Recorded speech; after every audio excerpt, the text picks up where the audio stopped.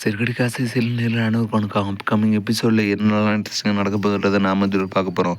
அதுக்கு முன்னாடி நீங்கள் நம்ம சேனலுக்கு ஃபஸ்ட் டைம் இருங்க, மறக்காம சப்ஸ்கிரைப் பண்ணிட்டு வந்துருங்க. கூட பெல் பட்டன் அழுத்துங்க. அப்போ தான் நான் பாரு ஒவ்வொரு வீடியோ உங்களுக்கு நோட்டிஃபிகேஷன் வரும். வாங்க இப்போ வீடியோக்குள்ளே போகலாம். முத்து பார்த்துருக்கீங்களா, அண்ணாமலை ஓனர் ஆக்குறேன்னு சொல்லிட்டு அண்ணாமலையை கூப்பிட்டு போகிறாங்க.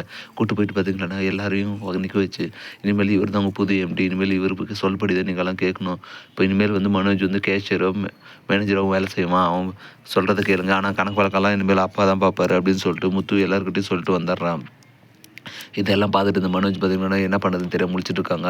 அந்த டைமில் பார்த்திங்கன்னா ரோஹினி வராங்க. ரோஹினி கூப்பிட்டு தனியாக கூப்பிட்டு போயிட்டு, ரோஹினி உங்கள் அப்பா கிட்டே பேசிட்டியா, தயவு செஞ்சு எப்படின்னு சீக்கிரம் பேசி காசு வர வை, இல்லைன்னா இப்போ அப்பா எம்டி ஆக்கிற மாதிரி இன்னும் கொஞ்ச நாள் போனால் முத்துவும் பார்ட்னர் சொல்லி உட்காந்துவான், அப்புறம் நமக்கு ஒன்றுமே இல்லாமல் போயிடும் அப்படின்னு சொல்ல, என்ன மனோஜ் எப்போ பாரு என்கிட்ட காசுன்னு கேட்டு இருக்கேன், நான் என்ன படங்க வைக்கிற மரமாக வச்சுட்டு இருக்கேன், எங்கள் அப்பா தான் ஜெயிலில் இருக்காங்க தெரியல அப்படின்னு சொல்ல, அது உங்கள் அங்கிள்கிட்ட என்ன பேசி எப்படியானோ ஒன்று காசு வருவேன்னு சொல்ல, என்ன அப்பா கிட்ட பேச அங்கிள் கிட்ட பேசுன்னு தொல்லை பண்ணிட்டே இருக்க, அப்பா கிட்ட இருந்தால் பேச மாட்டேனா, என்கிட்ட இருக்கிறதே ஒரு மட்டும் தான், அப்பா இல்லை அவர் இறந்து போயிட்டார் அப்படின்னு சொல்லி கோவத்தில் எல்லாம் உண்மையை உளர்றாங்க.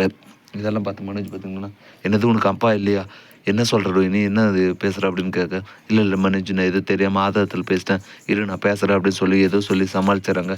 சரி அப்படியா, சரி பேசி சீக்கிரம் பேசி காசு எப்படியானு வரவே அப்படின்னு சொல்ல, இன்னொரு பக்கம் பார்த்திங்கன்னா முத்துவும் மீனாவும் பார்த்திங்கன்னா கோயிலுக்கு போய் தான் அப்பா வந்து எம்டி ஆனதுனால அதுக்கு வேண்டதுக்கோசம் கோயிலுக்கு போகிறாங்க. கோயிலுக்கு போயிட்டு சாமிக்கிட்ட வேண்டாங்க. அந்த டைமில் பார்த்திங்கன்னா ஒரு அங்கிளும் ஆண்டியும் வந்து எனக்கு 60வது கல்யாண நாள் அப்படின்னு சொல்லிட்டு கோயிலில் ப்ரோஜ் பண்ணியிருக்காங்க. இதெல்லாம் பார்த்து முத்து பார்த்திங்கன்னா, எங்கே இவர் மலேசியாவிலேருந்து வந்ததாங்க, இவர்கிட்ட வந்து ரோஹினோட அப்பாவை விசாரித்தா தெரியும், அதுவும் இல்லாத இவருக்கும் கூப்பிட்டு போயிட்டு நம்ம விருந்து கொடுத்தோம்னா ஏதோ ஒரு நல்லது பண்ண மாதிரி இருக்கும் அப்படின்னு மீனா சொல்ல, சரின்னு சொல்லிட்டு முத்துமே வந்துட்டு வீட்டுக்கு கூப்பிட்டு போகிறாங்க. வீட்டுக்கு கூப்பிட்டு போய் விருந்தெல்லாம் வச்சுட்டு, இது மாதிரி மீனா வந்து கேட்குறாங்க, ரோஹினோட அப்பா பேர் சொல்லி, இது மாதிரி இவர் தெரியுமா, இவர் மலேசியாவில் ரொம்ப நாள் ஜெயிலில் இருக்கார் அப்படின்னு சொல்ல, அதுக்கு அந்த அங்கிள் இருந்துட்டு, அவர் ரொம்ப வருஷமாக ஜெயிலில் இருக்காரு அது எனக்கு தெரியும், ஆனால் அவருக்கு பொண்ணெல்லாம் கிடையாது, அவருக்கு பையன் மட்டும்தானே, நீங்கள் என்ன புது கதையை சொல்கிறீங்க, அவர் என்னோடய ஃப்ரெண்டு தான் அப்படின்னு சொல்ல, இதெல்லாம் கேட்ட முத்து பார்த்திங்கன்னா ஷாக் ஆகிடுறாங்க.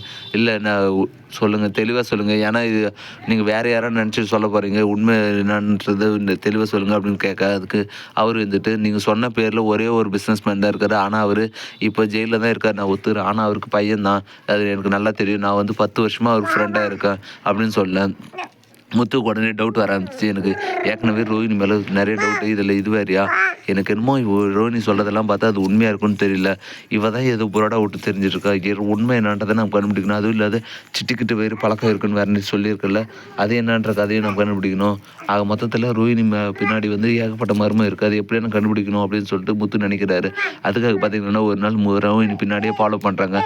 ரோஹினியுமே பார்த்திங்கன்னா அந்த டைமில் காசு ரெடி பண்ணுறதுக்கோசம் சிட்டிக்கிட்டு போகிறாங்க. சிட்டிக்கிட்டு போயிட்டு இது மாதிரி காசு வேணும், எனக்கு ஒரு 27 லட்ச ரூபா வரும் இன்ட்ரெஸ்ட்டுக்கு, நாங்கள் கூடிய சீக்கிரத்தில் எவ்வளோ முடியுமோ அவ்வளோ சீக்கிரத்தில் நான் அடைச்சிட்றேன் அப்படின்னு சொல்ல, சிட்டி இருந்துட்டு எப்போவுமே நான் தான் உங்கள்கிட்ட காசு கேட்பேன், நீ நான் இப்போ திடீர்னு கேட்குற, உன்னை நம்பி கொடுக்கலாமா இல்லையான்னு டவுட்டாக இருக்குது, ஏன்னா நீயே ஒரு ஃப்ராடு அப்படின்னு சொல்ல, இல்லை நான் அதெல்லாம் கரெக்டாக கொடுத்துருவோம் அப்படின்னு சொல்லி ரோஹினி பேசிட்டு இருக்காங்க. அந்த டைமில் பார்த்திங்கன்னா முத்து இருந்துட்டு இவன் என்ன பேசுகிறான்னு தெரியாமல் முடிச்சுட்டு இருக்காரு. இப்படி தான் வரப்போகிற எபிசோடு வந்து போகுது. அடுத்து என்னென்னலாம் இன்ட்ரெஸ்டிங்காக நடக்க போகுதுன்றது நான் அடுத்தடுத்த வீடியோவில் அப்லோட் பண்ணுறேன். மேலும் இது போன்ற இன்ட்ரெஸ்டிங்கான வீடியோ பார்க்க மறக்காம நம்ம சேனலை சப்ஸ்கிரைப் பண்ணுறேன், கூட பெல் பட்டன் அழுத்துங்க, அப்போ தான் நான் போகிற ஒவ்வொரு வீடியோ உங்களுக்கு நோட்டிஃபிகேஷன் வரும். தேங்க்யூ.